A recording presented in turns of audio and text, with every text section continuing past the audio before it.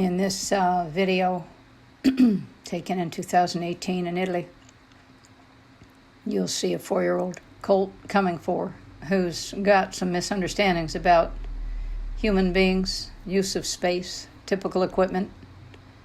He hasn't been really prepared in a way that would make a seamless transition to close handling. He will knock into you pretty quickly and feel the need to control a situation, which is understandable because he has been handled by a variety of different people that had different ideas about what to do.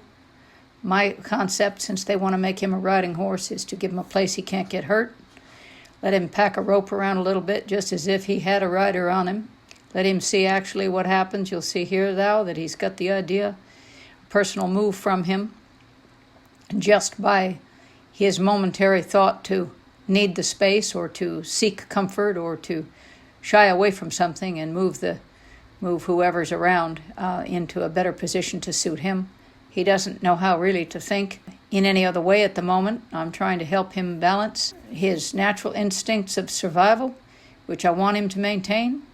I want him to be in touch with the idea that to be able to move when you're afraid and not fight when you're afraid is a good idea.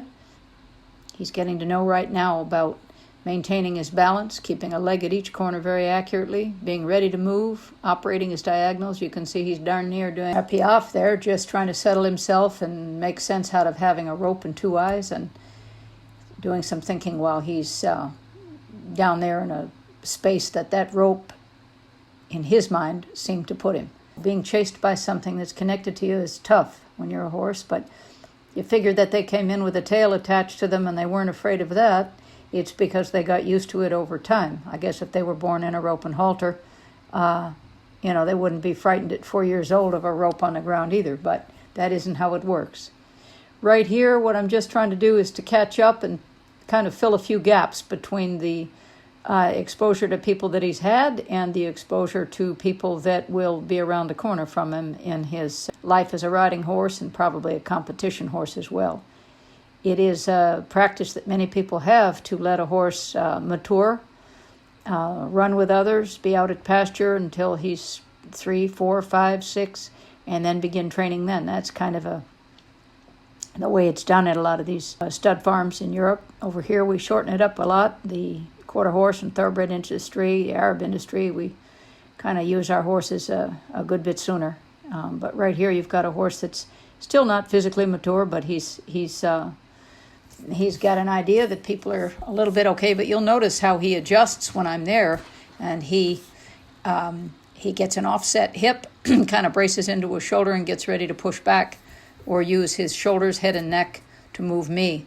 Whereas when he was on his own, you can recall, or you can probably see again here in a minute, or roll rewind a little bit the video, and you'll see that when he's on his own, he has no problem whatsoever being well aligned in a position where he's got a leg at each corner and availability. Both diagonals is set up really to help him move in any direction at any moment. And this is truly what I'm trying to get him to do here. Not to torture him, not to hurt or scare him further, but to get him to understand how to operate those feet when he's got concerns about equipment. Now, if that were someone hanging from a stirrup right now instead of just a rope around him hanging off his back, you can imagine that would not be a safe situation. There would be much better places to put yourself than on the back of a horse like this, although people still do. Nowadays, there isn't even so much bronc riding at the rodeos the way there used to be.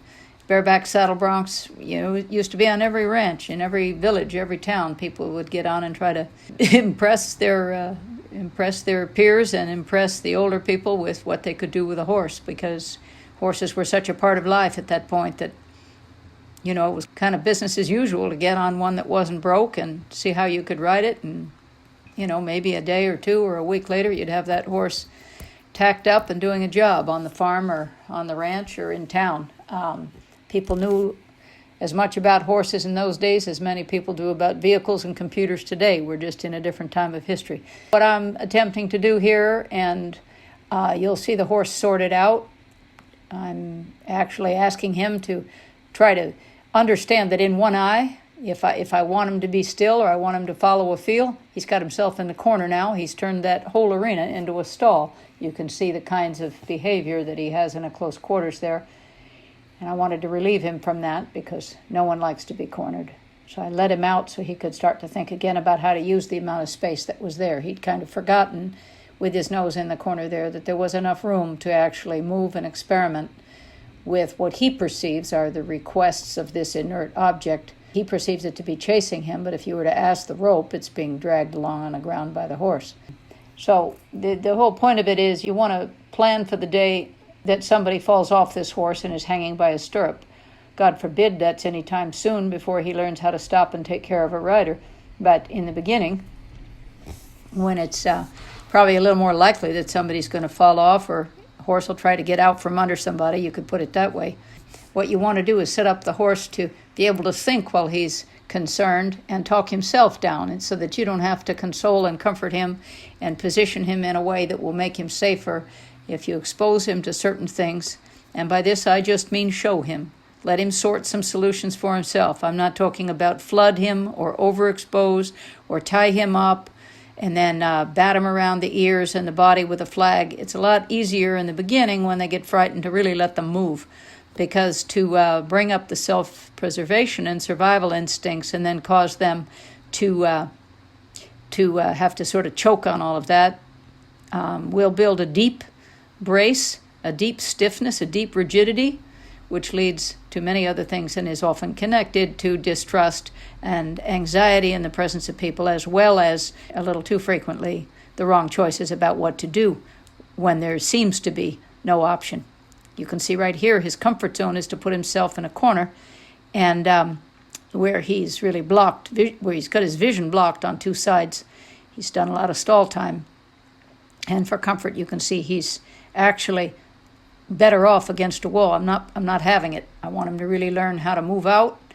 And the idea, I've had people say, well, he was trying to go to the bathroom. Yes, he was. And he can still move. Mustangs don't stop when they're galloping. Thoroughbreds on the racetracks, standardbreds when they're pulling their wagons and sulkies, when they have to go to the bathroom, it's part of life. You don't let the horse stop just because he has to do that, because it will lead to a situation, a regrettable one, like I had in '68, where a horse of mine stopped to go to the bathroom in the highway and was hit by a school bus full of children. Tragedy, but that's the way that he came to me. And as a young girl, I didn't know any better and never took that habit away. I never took responsibility for the fact that he did that. But that was a very hard lesson, and I lost the horse as a result. So I encourage people not to stop just because they have to poop. Generally, a horse will wait if he has to urinate, and I've really never seen a horse urinate when they're running. I suppose if they had some sort of damage or they were desperate, they might, but that's something I've never seen. What I'm doing here is I'm trying to get him to understand that crowding me in this huge space is not part of the problem. You can see right here he's got a real tendency in the presence of a human being to get mixed up and to feel crowded. He felt crowded by me to the point where making contact on the move with his shoulder against my body, all that's really doing is giving you a little bit of his personal resume, just showing you where he's been and the kinds of things that have been taught to him in close quarters with people. This could be, the grooms, it could be owners, it could be trainers that have come and gone. Generally, I don't end up with a horse like this if other trainers have been successful.